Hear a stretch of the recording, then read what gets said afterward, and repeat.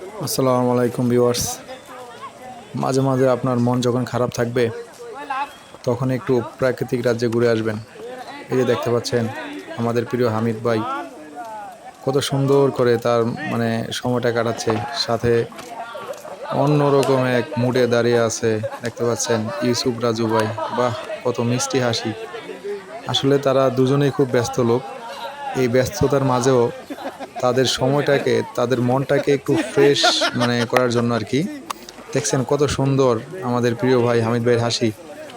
মানে সারাদিন কর্মব্যস্ত, মাঝে একটু সময় করে প্রকৃতি প্রাকৃতিক রাজ্যে একটু ঘুরে আসা আসলে অনেক চমৎকার। আল্লাহ তাআলার দেয়া এই নেয়ামত কারই বা দেখতে ভালো না লাগে বলেন? সবারই তো ভালো লাগে দেখতে, তাই না?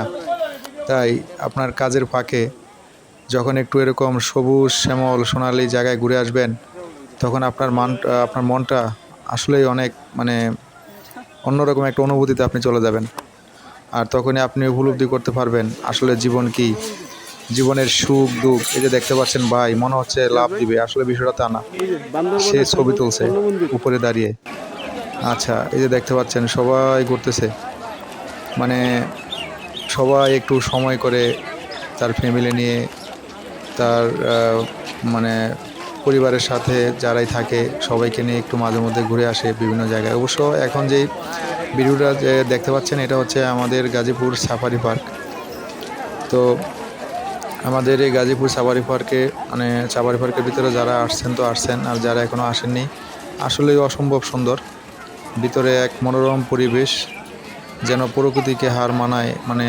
যেটা আপনারা নিজ চোখে না দেখলে বুঝতে পারবেন না যে প্রকৃতি কত সুন্দর হতে পারে।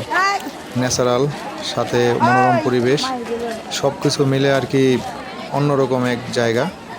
তো অবশ্য সাফারি পার্কের পাশেই আমার বাসা। যখন একটু সময় পাই, বা হামিদ ভাই ইউসুফ ভাই সবারই এই আশেপাশে আমাদের বাসা।